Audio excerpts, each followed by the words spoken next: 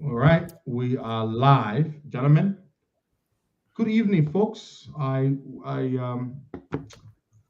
is my pleasure to host this live panel discussion with three fine gentlemen who are all holders of elected offices in the United States.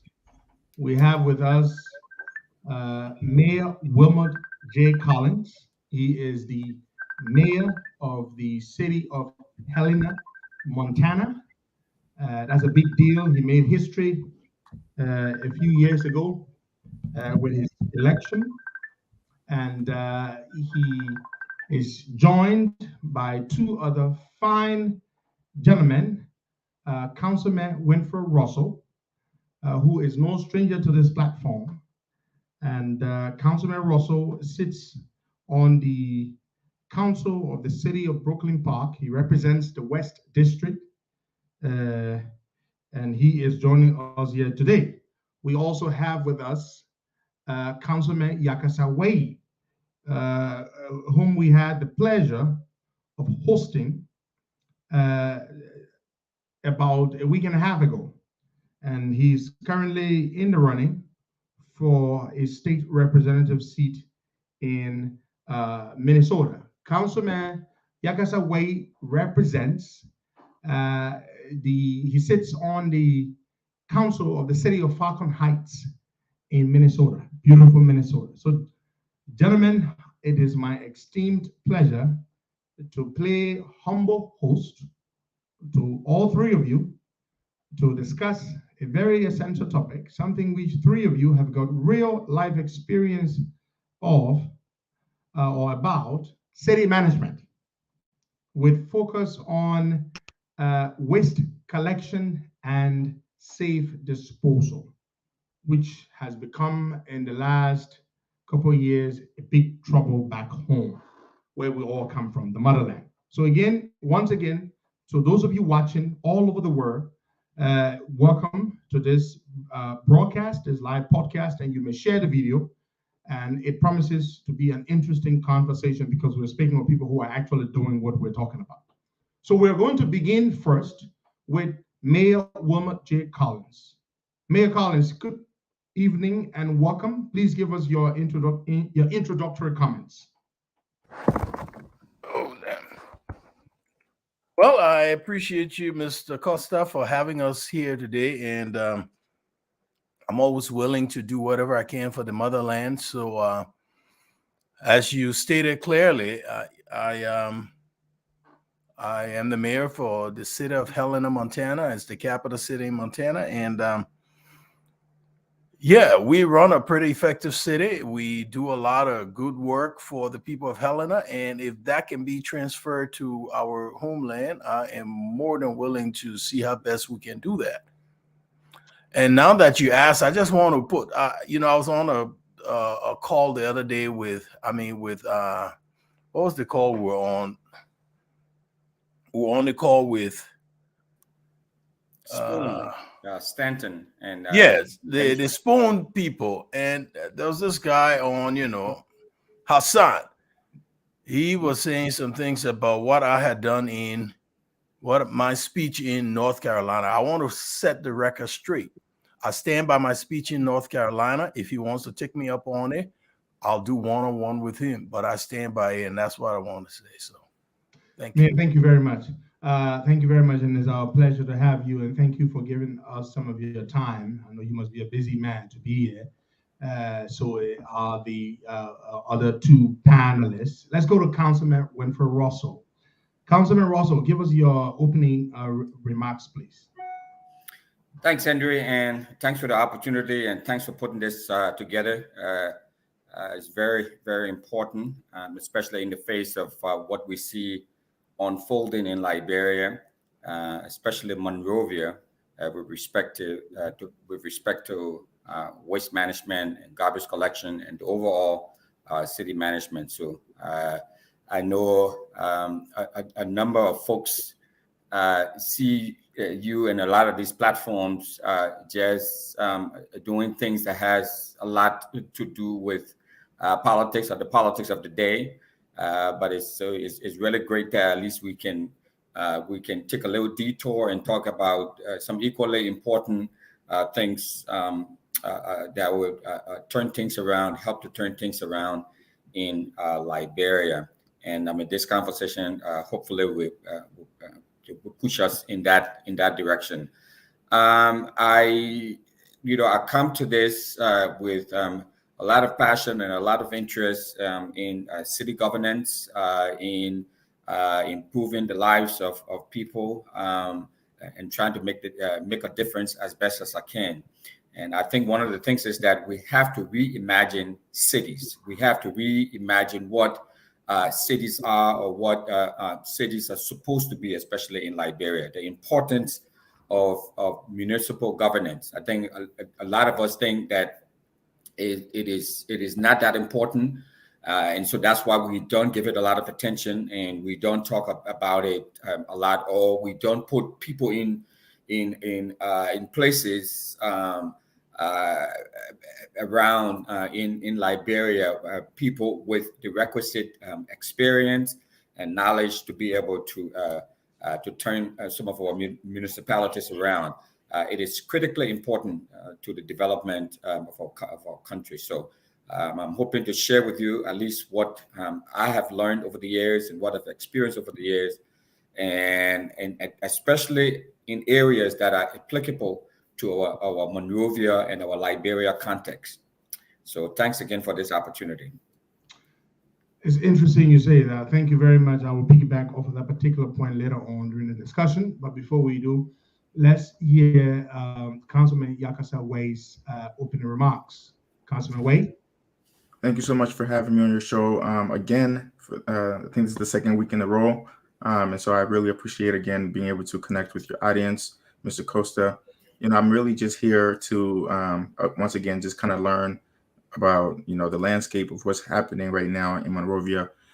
It's been a very long time since I was back in Liberia. So, everything that I know about Liberia is a very distant memory, or, from things that I've read and heard from friends and family. And so I really, enjoyed the opportunity to engage in contemporary discussions about the issues or the challenges that Liberia continues to have.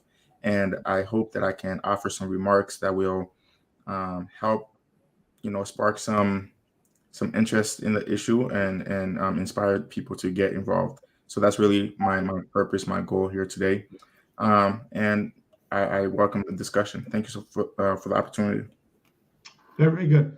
Thank you so much, Councilman Yakasah Weyhee. So, folks, if you're just joining us, this is a 45-minute panel discussion looking at city management or governance in general, but with focus or emphasis on waste collection and disposal. We're going to shift now straight to Mayor Wilmot Collins. Mayor Collins, you are a sitting mayor of not just a city or some city, but the capital city of a whole state. And your election by itself, a great history-making one, and you run this city. So tell us, what is it like running a city in the United States, a city such as Helena?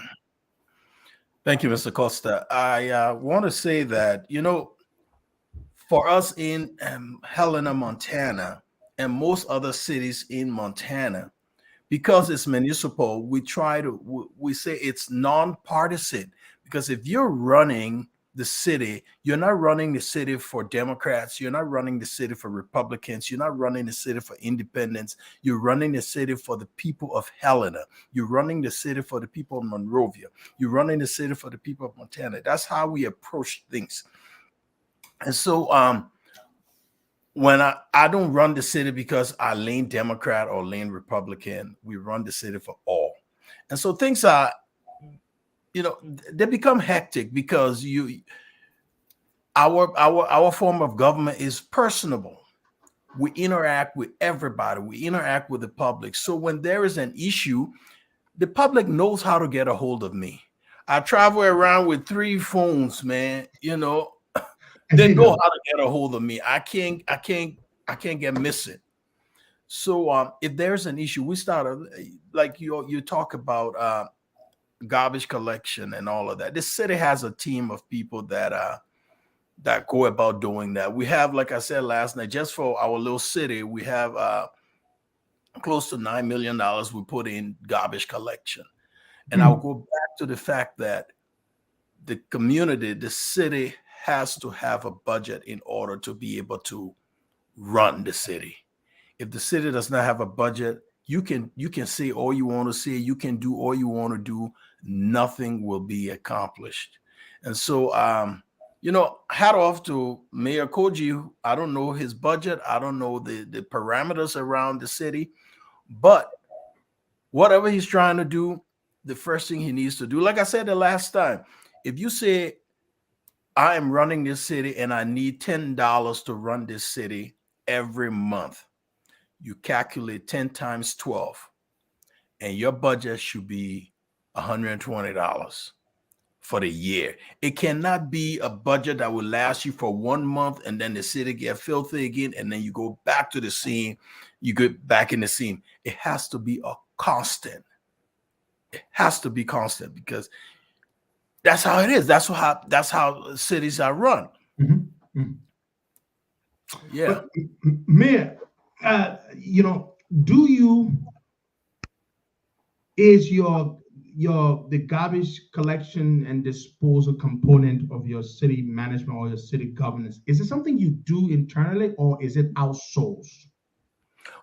Both, because in the metropolitan area of Helena, it's been outsourced, but in the city area, it's divided into grids, because this area will be picked up on Monday. This grid will be picked up on Tuesday. This grid will be picked up on Wednesday. So everything is, like I think Ms. Chenoweth said, we met this system and we've continued this system. If we're trying to transfer this to Liberia, Liberia needs a system. I mean, we can say all we want to say, but if there isn't a system in place to carry out what we're saying, it won't work. And so how can we help Liberia put our system in place? That's the direction some others need to start looking at. What systems are missing in Liberia that we can put in place to help the country? Because we're talking about, structural systems. How do you get to pay for garbage collection? Everything cannot be dependent on the government. The various cities will have to have ways to be able to support some of these initiatives. And, if you're saying, like I said the last time, 12th Street, if you live on 12th Street, how can 12th Street support garbage collection? Mm-hmm.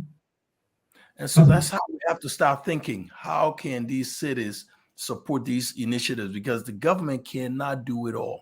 Mayor, that's a good point. Mayor, let me ask you before I make my way to Councilman Russell and Councilman Weyhee. It's money everything? Do you need much more than that? I mean, you're talking about a structural system in place that works seamlessly. What day to pick up garbage from what part of the city. Is money enough? Does it cut it? Or do you need much more than money? You need more. Look, everybody has a part to play, Mr. Costa. Everybody, every citizen has a part to play. Because if I put a garbage can here, everybody in my city knows what goes in that garbage can.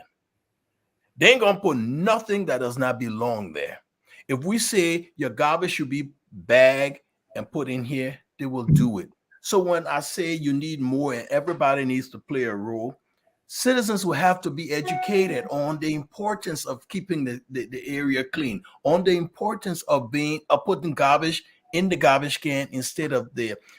Everybody will have to be passionate about cleaning the area. Money is not all. Money is a major part, but it's not all to it. We all have a part to play in it. Every citizen in Monrovia has a part to play in the cleanliness of their community. Thank you so much, Mayor. That's Mayor Wilmot Collins. He is the mayor of a major U.S. city of Helena, Montana. Let's go to Councilman Wynfred Russell.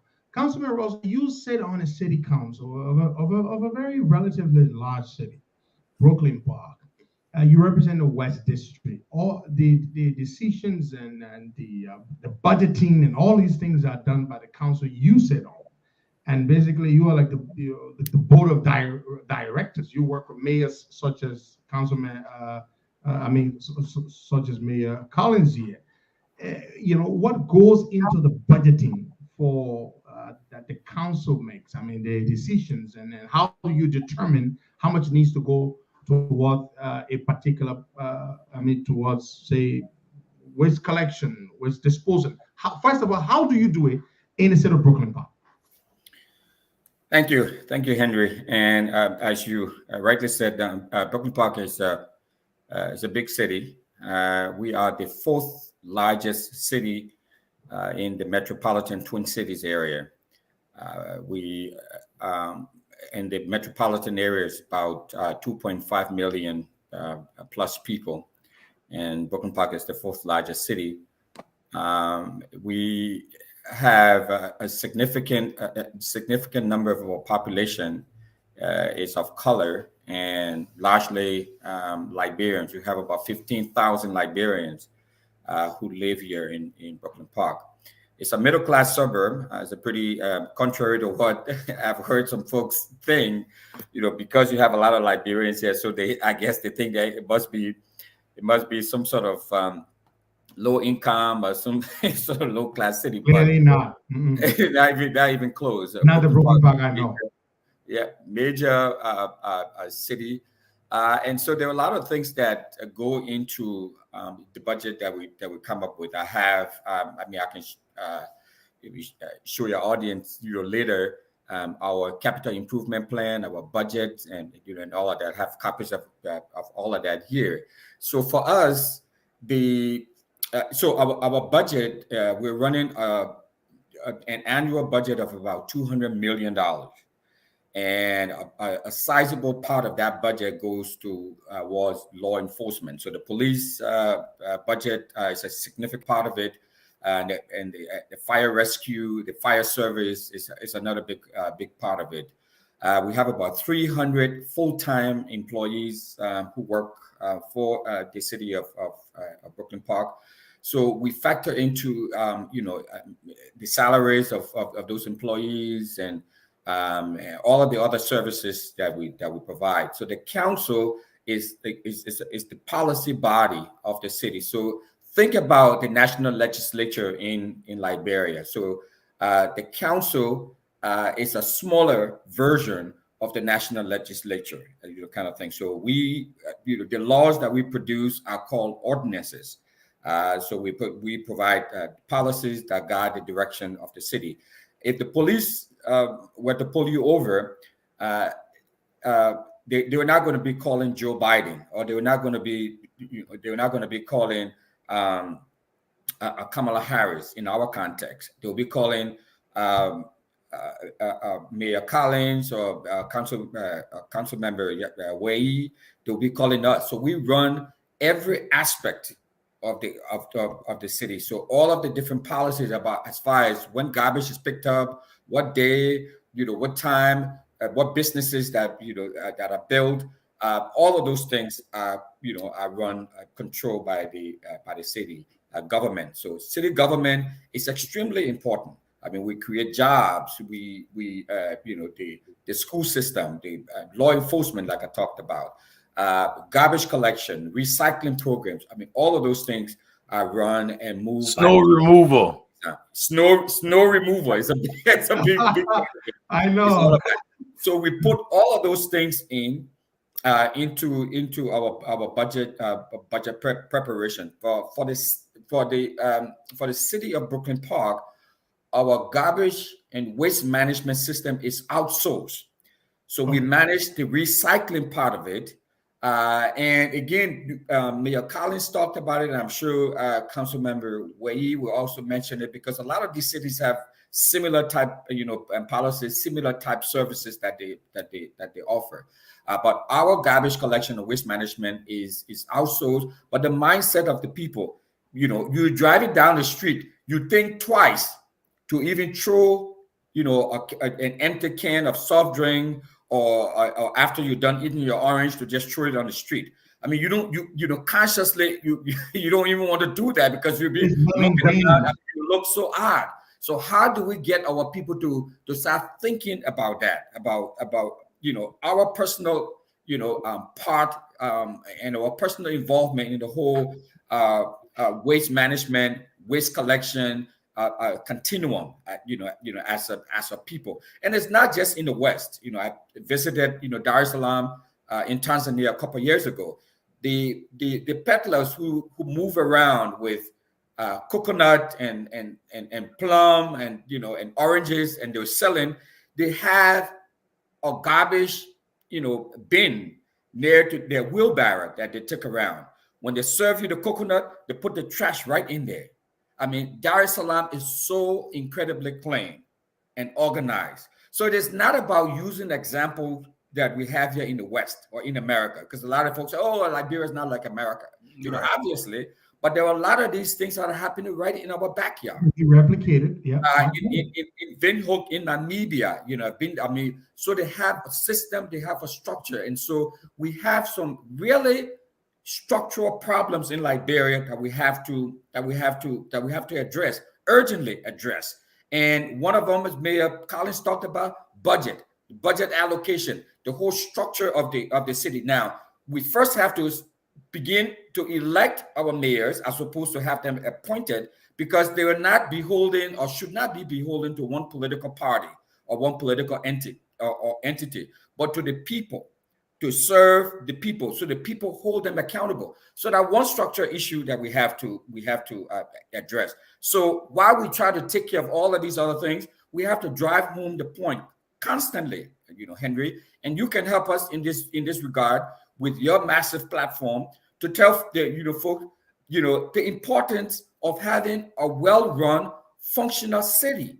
It is critically important to the health of our people, to the development of our people, to the development of our country. It should not be an afterthought. And it's not all about, and it should not be all or entirely about garbage collection. There is way more to city administration, to city governance, than just garbage collection. I know that's a major problem that we have in Liberia that can be addressed, and that must be addressed urgently for the health of our people. But we have to fix the whole funding stream, the funding that governs the running of the city.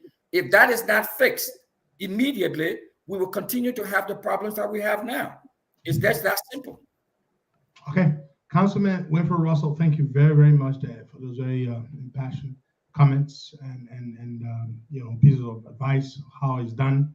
Let's go to Councilman Yakasah Weyhee. Councilman Weyhee, kindly unmute yourself. How does the city of Falcon Heights, is a city with a population of about 5,200 people, Mm-hmm. and how do you do?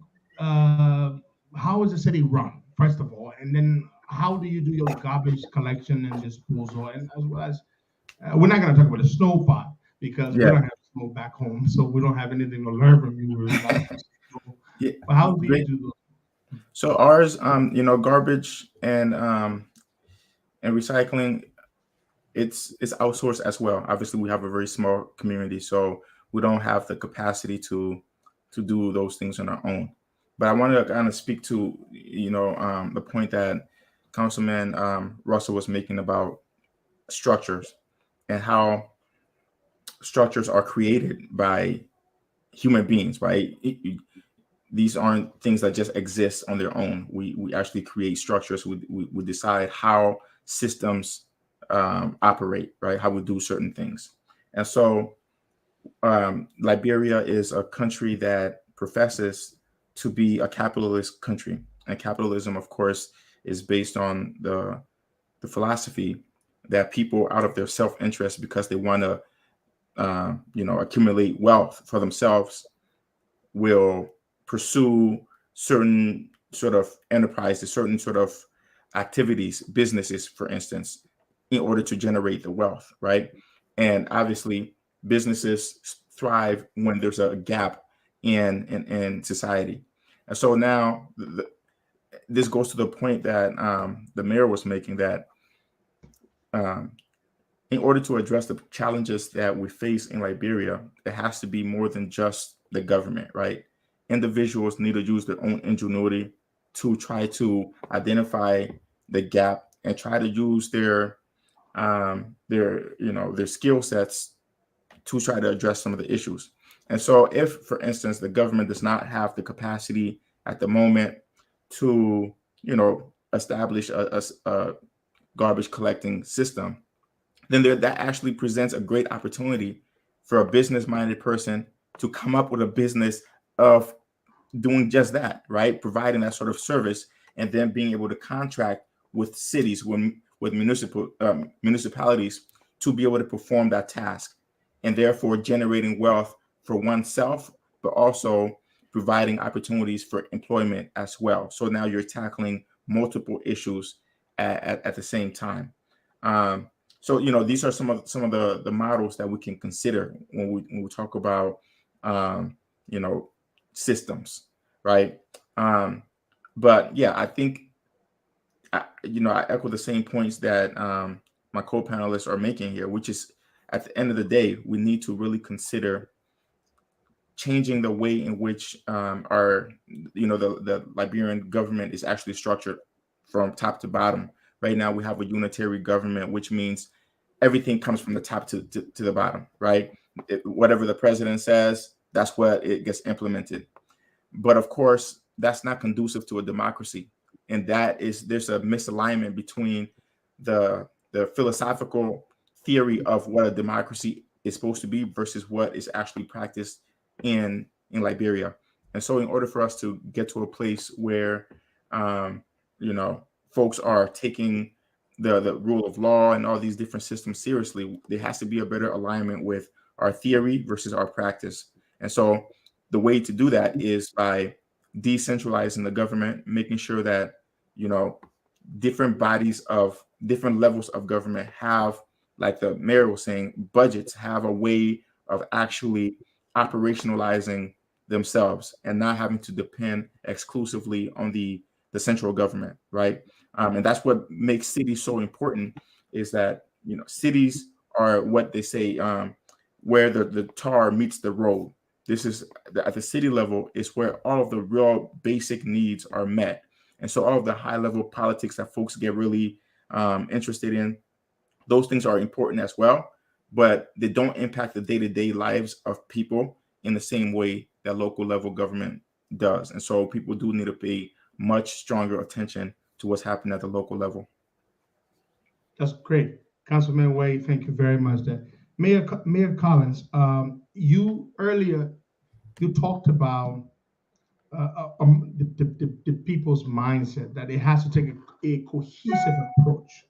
The government, and then the people have to meet the government halfway. The people have to be prepared and willing and able to change the attitude. For example, be conscious of what they do, not just throw garbage out onto the streets. Who do you think has to take the lead, the people or the city government? Who has to take the lead, and what needs to be done to help the people trigger that mindset change, where people can become more conscious of how they conduct themselves within the city space and what they do to ensure that they maintain a healthy, clean city? Who has to take the lead? Thank you, Mr. Costa. I think the government, when I say the government, I'm talking about, because this is Liberia, is not only Monrovia. I'm talking about the national government. The national government will have to have an educational program. And we have to educate the people. But with the national government taking the lead, the city government, the mayor, the council, because I hear that there is a council, they will have to play a major role in educating the community. That is, but they will have to have those systems in place in order to educate the community. You can't say, do not put garbage on the road, but there are no garbage cans to put the garbage in. You can't say that. You're not, if you're educating the people, you have to be the example. So if you're saying, now guys, let's start putting garbage in the allocated areas. Where are those areas? Have they been allocated? Who will be removing the garbage? Who will be cleaning it? So that educational program will have to start first. And then we start moving. But yeah, it has to start from the national government and trickle down to the cities. One of the challenges we have in Monrovia, gentlemen, is that when the drainages have not been cleaned or they've been clogged out for years, when it rains, it pours, and the city floods. I mean, Broad Street, Carey Street, almost all of the streets in town, especially the low-lying ones, they get flooded. I mean, like it's been like that year in, year out. What kind of advice do you have, technical, based on your experience, Mayor Collins, for example? What do you do with your drainages? I suppose the city of Helena has lots of them. How do you do it? Do you regularly maintain them? Are they regularly clean out, say every couple of years or something like that? What is it you do, Mayor? Look, what's on your books? Like I'm sure you like a couple of months ago, we are now changing all our pipes because Helena, the city of Helena, has some old pipes. We have some 100-year-old pipes that needs to be changed, and so we had some ARPA funding. We used that funding to start repairing our pipes, and we realized that it wasn't enough. I had to go to the Montana legislature to plead with them for more. So I went there and I stood before the legislature and told them, hey, you are in the capital city. This is what's happening. We have age-old pipe system that needs repair. And you are part of that system. And I explained to them, I was able to get a couple of $1 million extra from the place. But you have to recognize that these things will have to be repaired. And we have to take those things seriously. So, and Mayor, you didn't wait for them to completely fall into ruin. No. Broken completely. We look at the age. We look at the age and say, it's getting near that time. Let's start preparing. Let's start changing. They say a stitch in time to save 9. Yes, indeed. Look, I mean, one of the things, Henry, is we've been talking about structures and we're talking about budgets. And one of the problems, I mean, there are a lot of structural issues, that we've talked about that we all know about in Liberia. One of the problems, too, of course, I think Mayor Collins talked about, leading by example. Okay.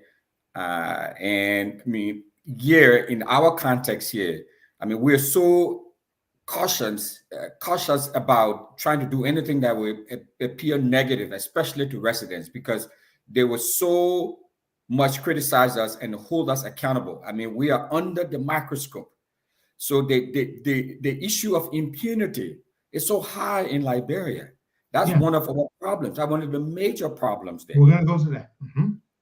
So impunity, the issue of impunity, the issue of not having dedicated funds to support some of these programs, that's a major problem. We have to see this as as the be all and end all. If we need to see Monrovia be like a Accra or be like a Windhoek or be like a Johannesburg, we have to tackle these issues.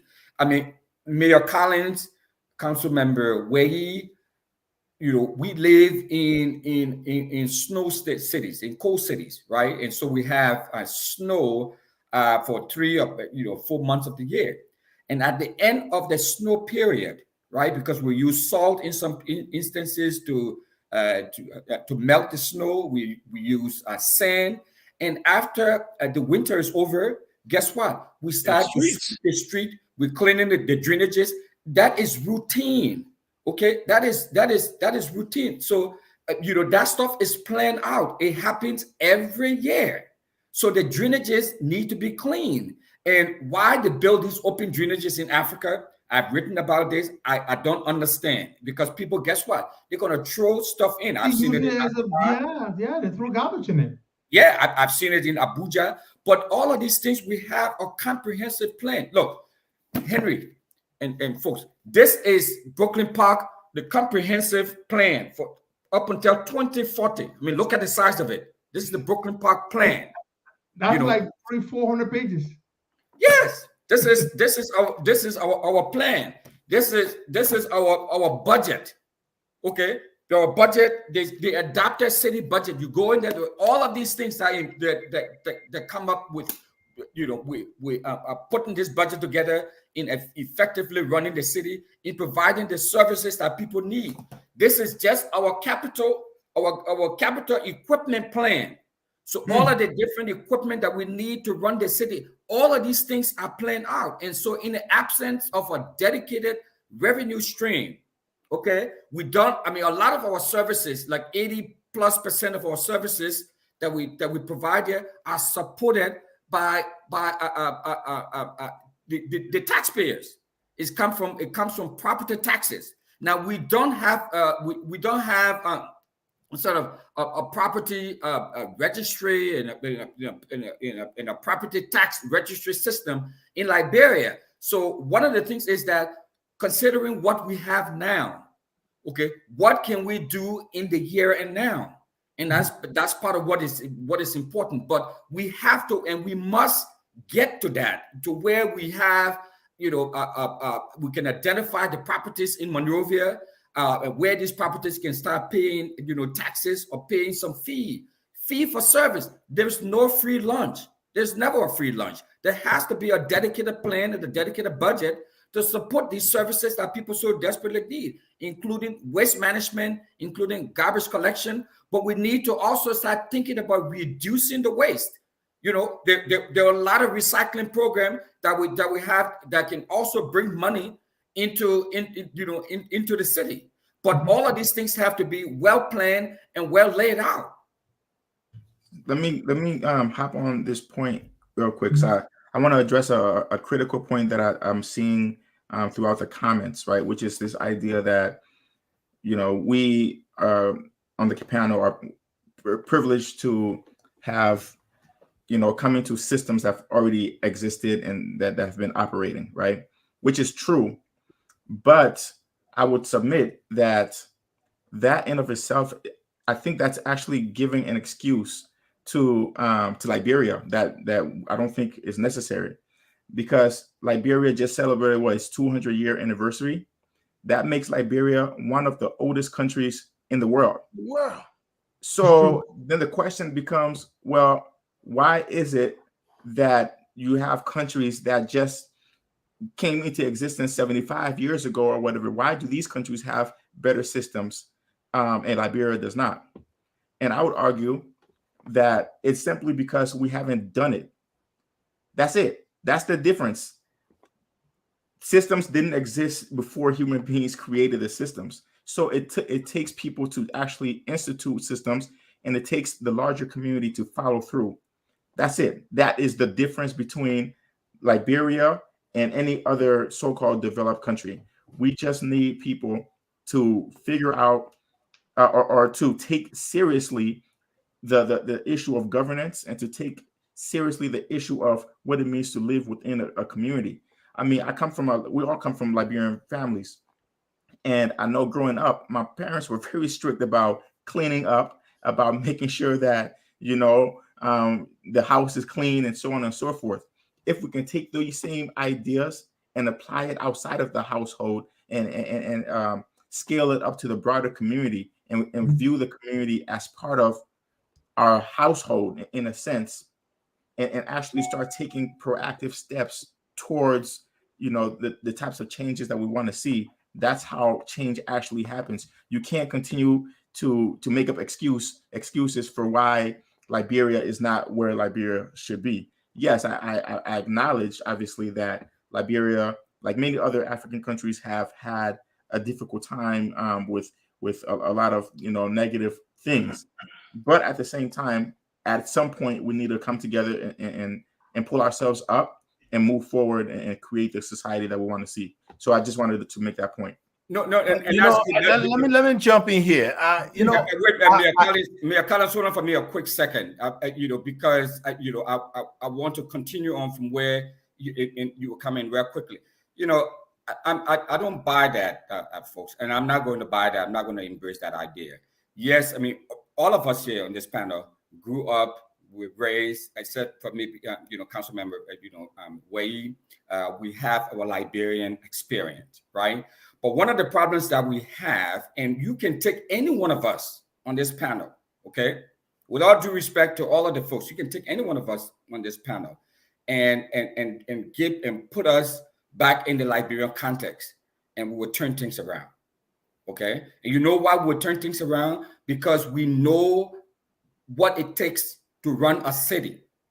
We know what it takes when you turn the light on and off. We know what it takes to turn this light off when you turn the faucet on and the water comes out. We know what it takes. Many other folks, unfortunately, with all due respect to everyone, many other folks who have been given position of trust and authority and power in Liberia have no experience in running those different systems that they're interested in running in Liberia. They have no experience. Many of these folks have not even owned a home in America to know what it takes to pay a mortgage, to upkeep your home, and all of the other things that come about with maintaining a home, let alone running a city. Okay, so until we got in these positions, many of us didn't know. We just see the garbage trucks come and pick up the garbage. It's all we know. But what happens behind the scene that makes that garbage truck to get there, on time and pick up your garbage, there's a whole bunch of other things that goes on that many of these folks who are given position, it doesn't matter what ministry or what entity, let alone an entire city of 1.2, 1.5 million people, they have no clue. They have no clue. Precisely. Yeah, but let me to add on to what Councilman Weyhee said, about the people saying we met these systems in place. Mm-hmm. I have to say, guys, I grew up in Liberia. I grew up in Monrovia and Firestone. I saw those systems in place.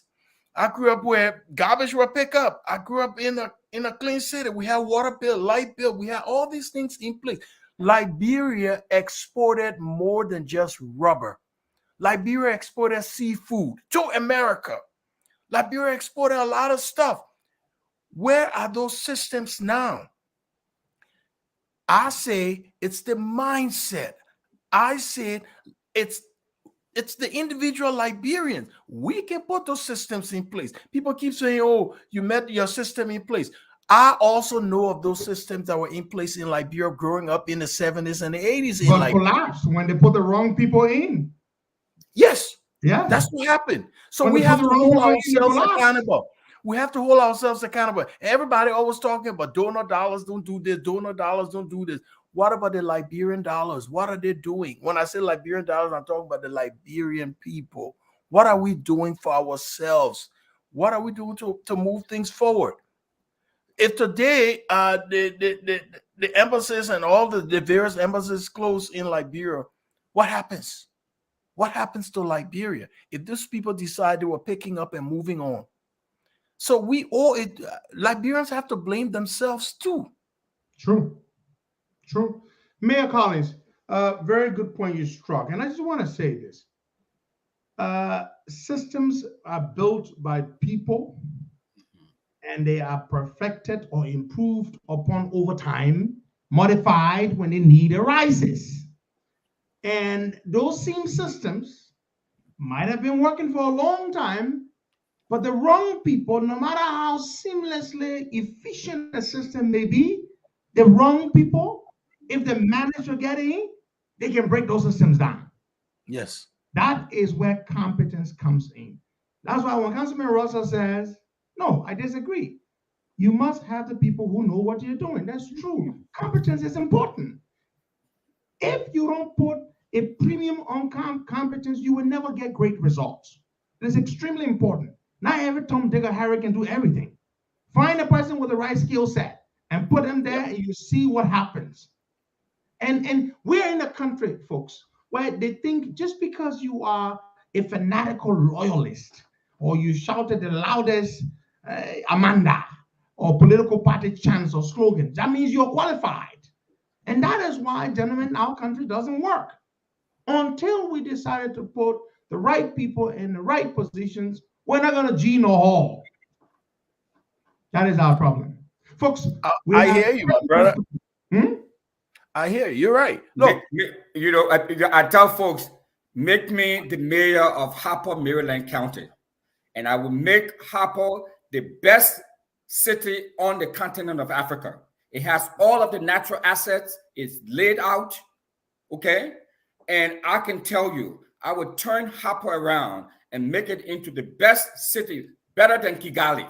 I'm telling you, because we have the experience, we have the passion, we have the competence to turn things around. It's not just about, you know, just the talk.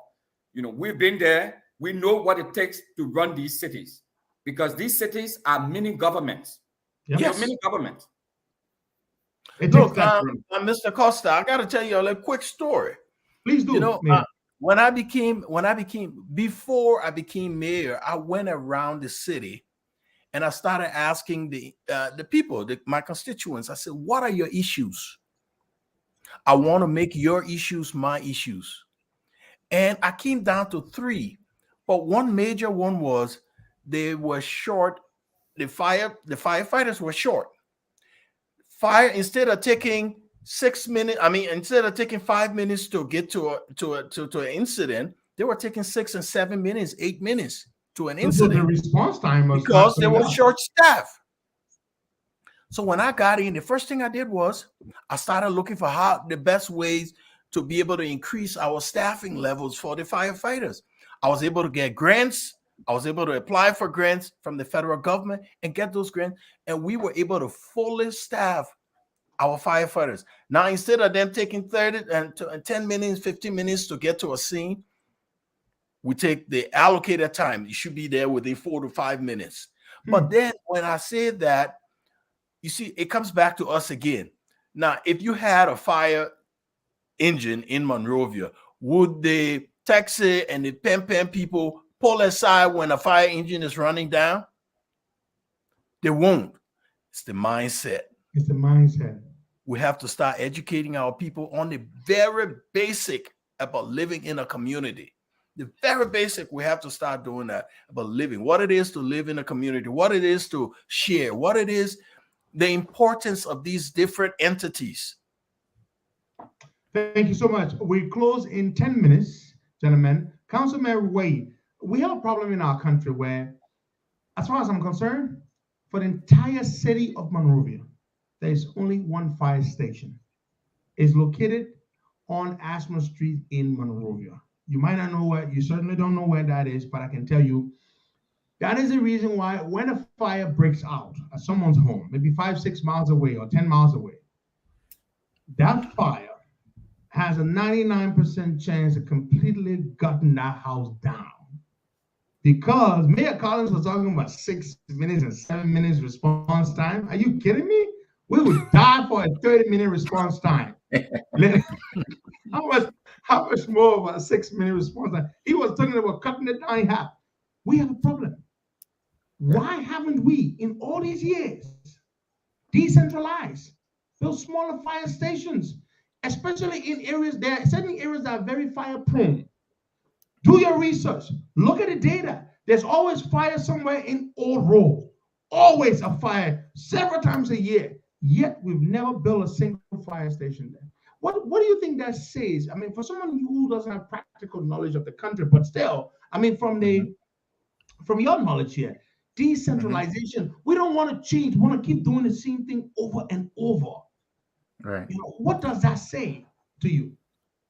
Well, I think it goes back to the earlier point that I made and that even you made about when systems don't work, it takes people make systems, right? When the system does not work, you can rework it. You can revise it to fit your needs. And I think that point is very critical. I think folks think that just because things have been a certain way for a period of time, that is the natural state of things, and that's how it should naturally be. But you can always reform things to fit your community's needs. When a city grows, you have to be able to make the proper plans or put the proper plans in place, adjustments to in order to account for the changes. And these issues are very much related, right? When you talk about public safety, when you talk about fire response, that's very much related to infrastructure.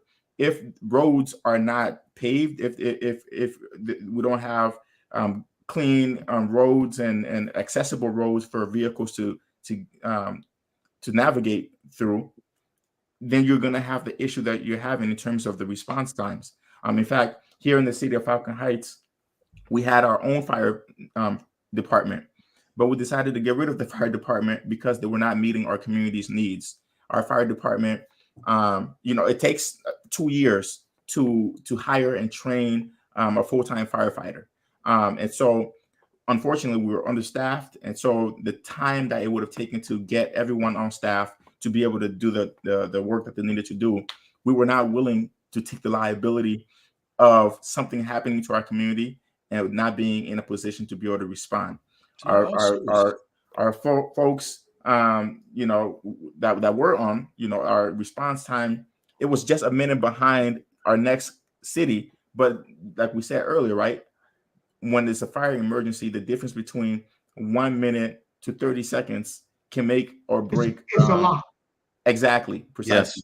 Yes. And so because of that, we made the executive decision to contract our to get rid of our fire department, to contract with a different city that has a much more professional fire department that can respond better, right? And so these are some of the things that we have to consider when things are not working the way that we want it to work. We need to be able to take the initiative to figure out what it is that needs to be done and actually do it. We can't continue to throw our hands up and say, oh, well, this is a problem and nobody's doing it. Nobody's doing it because nobody's getting involved. If you are there complaining that nobody's doing it, then you yourself should be able to get involved to do what you're saying that nobody is doing. You know what I mean? Like, that's just it. If I didn't take the initiative to run for the city council seat here in the city of Falcon Heights, then there would never have been the first Liberian American elected to this office. If I would have just been in my, house all day saying, oh man, no Liberian ever got elected. Well, yeah, nobody Liberian ever got elected. So why should I not be that person to get elected? That's the sort of mind state we need to take to in order to really make the changes that we want to make. If we identify challenges within our society, then we need to get ourselves acclimated, get the training, whatever that we need to be able to get ourselves involved to be the change that we want to see. Beautiful. But before you close, look, I remember someone telling me one time that Mary Braw, General Braw, had an office in the Foreign Affairs Ministry where she was in charge of passport, and all of a sudden Liberians started getting the passports on time. When they paid their money, they got it on time. Why was that working? Because of the person who was in charge. There you go. That means we have the capabilities. That means we have the people to do these things. But why are they not working? Why are they not doing what? You see, if you put like we all said before, if you put the right person in the right place, things will happen. And that's what we need to start doing, man, because we have it. Yeah, but you also have to look at a sustainability, because it's not about somebody coming in and as soon as they leave, because the system was not built. Okay, so how sustainable is the structure we're putting in place? Is the system we're putting in place? We have a lot of structural issues that need to be addressed urgently. Zoning is another one. So you talk about the fire service and the response time of the fire service, Henry. In Brooklyn Park is about 25 square miles. Monrovia is 75 square miles. So Monrovia is 3 times the size of Brooklyn Park. But Brooklyn Park has 4 fire stations. There was a team of fire service experts who left from Brooklyn Park, went to Monrovia, worked with the National Fire Service, trained the National Fire Service, did a citywide assessment of the fire service response time. And our fire service here is not, they don't just go out to put a fire. They go out, they have EMT attached to them to provide them medical services as well. They're all accompanied. So if someone has a drug overdose, we have a lot of problem with drugs and mental health issues. We have our fire service, the response is much more comprehensive. But we took a team out there, worked with former Vice President Weyhee. He's very close to the fire service. I work on many of those committees. We provided fire equipment, uniform, fire engines, ambulances. Where they have those things today? Well, they obviously have broken down. So my point is, whether it's Maryborough or or whoever, they are as good as the sort of system that they put in place and the sustainability of the system they put in place. Okay. Yeah. So if so they just but she went there once and she cleaned up the place. But what good is it is after she leaves and then the place goes back to where it used to be? So then what kind of system? We then need to ask ourselves, what kind of system was put in place, to begin with? So we did a study and made recommendation, a copies of which I have. I'm sure the former vice president has access to that. And they made about 12 or 15 recommendations to the vice president and to the Sirleaf administration that there were a lot of things had to, structurally needed to change to get things working smoothly and to get the fire service working smoothly and respond to emergency as quickly as possible. Okay, and one of the things was adherence to the zoning law that we have in Liberia. Oh no, we don't. Former Minister Kofi Woods told me we have zoning laws on the books, but they're not being enforced. First of all, they're not being implemented. They're not being enforced. So, and the issue of using sirens and flashing lights and emergency light, the recommendation also told the government, recommended to the government that only the president, the vice president, and maybe one other dignitary within the executive structure or judiciary structure should have flashing light in emergency. Other than that, only the fire service, the ambulances, police should have flashing lights. I just came from Liberia earlier this year. Every time Dick or Harry has a flashing light, everyone. So you don't know, which car is the ambulance and which car is the fire service. Complete chaos. So there are a lot of these structural things that need to be changed. I mean, simple things. Why are these senators and representatives and mayors and all of these folks running around with flashing lights? Only the fire service, emergency response vehicles need to have those things. So until we put in place some of those simple, low-hanging fruit type things that we can address, we will continue to have the kind of chaos that we have. Look at Marshall. When people were running and a lot of the folks from here went back to Liberia or building in Marshall, I wrote a paper telling folks, encouraging folks why we need to zone Marshall. Why the zoning principle need to be followed in Marshall. Big, ugly juggernaut. It never happened. Now we have people moving to Marshall. I'm telling you now on your show with my colleague, Councilman Weyhee and Mayor Collins, and all of your listeners, the same thing is going to happen in Marshall. Stop all construction, not Marshall, in Charlesville, I meant. We have already messed up Marshall. Charlesville, a lot of people are running to Charlesville to buy land and build homes. Before we start building en masse in Charlesville needs to be and should be and must be zoned. You will not do it, my friend. Okay, I will just close. Yeah, I would close with one phrase. I think y'all should be using this phrase in Monrovia. To your listeners, tell them this is the mindset I'm talking about. Liberia first, politics never. That's it. It's hard. Liberia first, politics never. If you have Liberia at heart, you don't give a heck whether it's who party it is or who's the stand-up bearer of which party. You are focused on the betterment of Liberia. Whatever would bring good to Liberia is what we focus on. Forget the damn politics, people. Liberia first, politics never. Mayor Collins, thank you so much. Gentlemen, I'm going to leave you with this. And last night, the president of Liberia returned from an expo in Dubai. He was on a chartered jet. And just before the president's jet could land, the electricity went out at the airport.